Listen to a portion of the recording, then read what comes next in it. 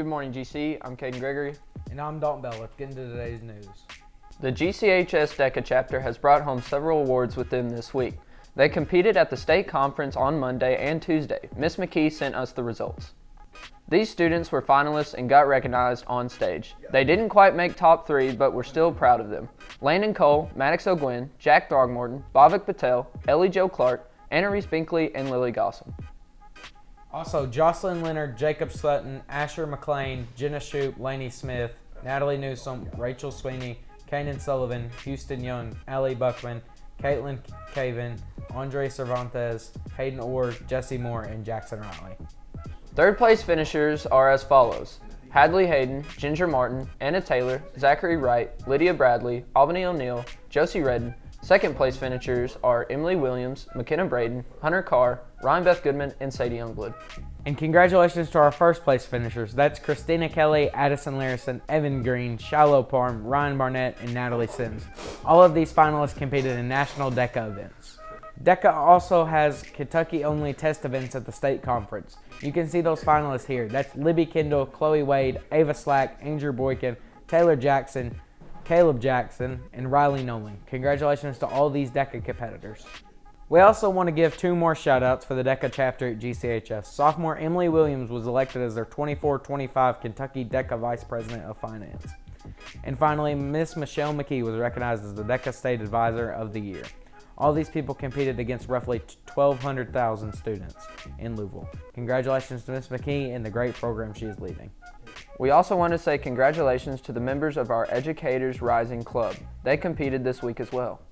Third place finishers are Kaylee Merganti in impromptu speaking, Lucas Gamble in public speaking, Briley Harris finished second place in career exploration support services.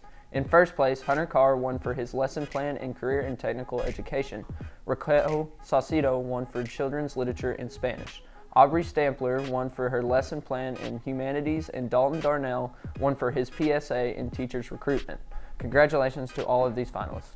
This is your reminder that your SOAR class you are assigned to, that's your SOAR class you need to stay in. If you need to see another SOAR teacher to make up an assignment, you need to clear that with the teacher and your actual SOAR teacher. Too many of you are not doing that. If you skip SOAR, that is considered skipping class in the discipline matrix, which is a Saturday school. We know none of you want to do that, so stay where you are supposed to be. Our Spirit Week wraps up tomorrow as we near the end of the Region 1 basketball tournament. Today is anything but a backpack day, so hopefully you've seen a lot of different things students are using to carry their stuff. Tomorrow is Blue Out, so wear your Graves County colors. That's because the girls will play in the semifinals tomorrow night. Let's pack it out. In Dalton, because of the tournament game, there will be a pep rally during SOAR tomorrow. That also means clubs will meet on Thursday this week instead of Friday. Club Group 1 will meet during SOAR on Thursday. This is FCCLA, Science Club, Future Problem Solvers, Sportsman's Club, the FFA Executive Team, and Pep Club. Sponsors need to take attendance ASAP. Good luck to our forensics team. The speech team is leaving after the first lunch to compete at their state conference in Northern Kentucky. They won't be back until Saturday. Other field trips happening this week include the Tech Mania competition at Murray State University today. Also, youth leadership will be out of the building on Friday. End of program testing will start in about 2 weeks. This is for students who have earned 2 or more credits in a career and technical education pathway. This applies to any student, not just ones in those specific pathways. If you have 2 credits, you need to take this exam. For example, if you took and passed Intro to Media Arts and Video Studio Production, you have to take the Media Arts EOP, even if you aren't in that pathway.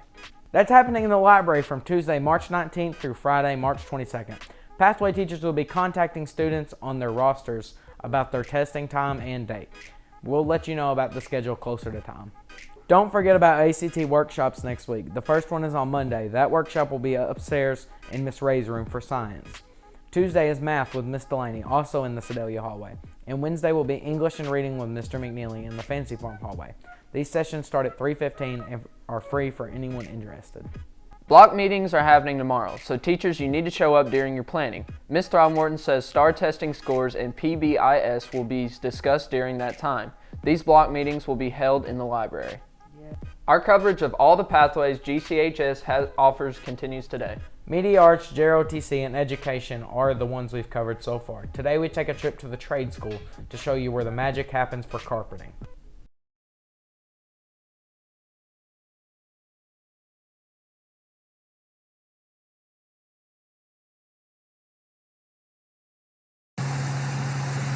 Hello, everyone. I'm Kevin Hutchins. I'm the carpentry teacher here at the Mayfield Graves County ATC. Want to talk to you today about our intro program that you're looking at, about the way they're showcasing things this year. The carpentry part of it is I went through trade school myself and ended up making a career out of the carpentry. And it's something that's really I've enjoyed because it's got a sense of satisfaction that a lot of things don't have, that you got something that you worked on that, you look back and say, hey, I built that, or that building, that bank, but I did an addition to that house. I mean, it's a lot of satisfaction in that. And just like it starts with smaller stuff, and that's what we do. In our intro class, we first do a safety program because we're allowing kids to use dangerous machinery, basically. But we try to get that through there and try to teach them in a safe way to take care of everything. And I'm right there, try to be with them, especially starting out about every step of the way. The first project that we would do would be the toolbox, and you can see. That's a nice looking toolbox that a young Graves County man is just completing in our program, in our intro program this year. We're turning sawmill yellow poplar into this toolbox right here. That's the same material we're using for the stool. But we're taking that sawmill lumber and the plan, teach them to read this plan, to make all the points, the cuts, putting it together and sand it, and then we teach finishing also. In the end, we'll have 3 coats of polyurethane. This one now has got 2, but we teach them how to put it on, how to sand in between coats, and make a nice looking product. And it's something proud they're going to take home for you to see. The second one we do is the stool. The stool, I try to have them do more of the actual milling, the actual machinery and stuff. I'm right there with them, but I want it to be more theirs. This is intro. We're trying to teach them the skills with the toolbox, and this we're a little more advanced, and we're wanting them to advance with it. As you can see, this is a blank glued up. And that's one of the things they got to learn to do is they got to learn to glue up wood. And you can see where that piece is glued up right there. That basically this is the bottom for that toolbox. And that's a skill we're trying to teach. Along the way, our pathways are aligned with the track program. That if you go, you come to intro class, and then you'll also have a floor and wall framing, a ceiling and roof framing, and a site layout and foundation class. And once you complete all those, you'll take a track test, and that's our industry cert. And there will be a slide on a slideshow at the end of this video that'll have that on there, along with some projects that my older kids do that come back for Carpentry 2 and Carpentry 3. For Carpentry 2 and Carpentry 3, we get out and actually work on projects. We do some shop work, like right now behind me. I know you probably can't see it very well, but we're doing a turkey blind for a contest for the AGC.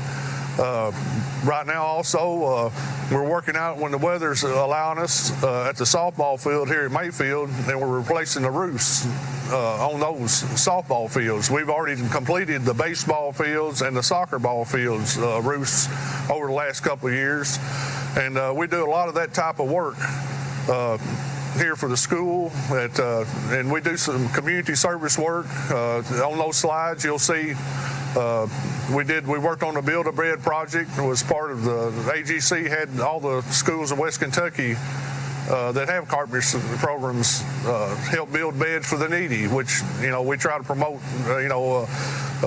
community service stuff. Cartwright Grove, those buildings we have in the past, we built the saloon, or the biggest building out there, back a few years ago for them. And you'll see on that slideshow we had built some trusses that they were using on another smaller building out there. The biggest project we did last year was we tore out our entrance to the to the ATC, and demoed it, designed it, and put it back, poured it back, and finished the concrete to make it more handicap accessible. You know, and those type of projects are what we really thrive on. But hopefully you'll take a hard look at our program. You know, I think our program usually has a lot of interest in it, and kids like to build things. You know, but if you'll look at the slides after this is over with, you can see some of the things we do, give you a better idea, and you can read over our pathways and stuff. But I thank you for your time, and have a good day. Lunch for today is General Tso's chicken and Hunan chicken. Sides are carrots, greens, peppers, fries, Italian side salad, stir-fried vegetables, fruits, rice, and egg rolls. Now to Lorelei with today's weather.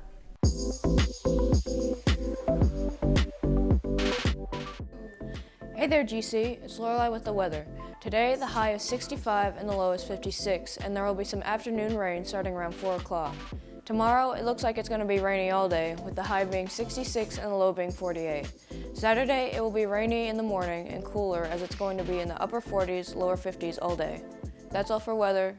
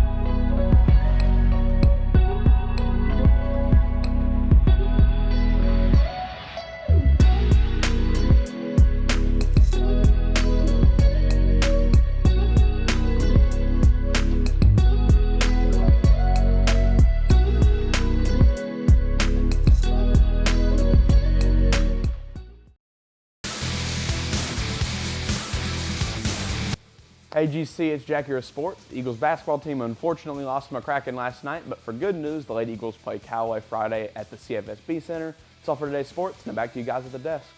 Thank you to the Rizzler for sports. I'm Dalton Bell. And I'm Caden Gregory. See you back here tomorrow.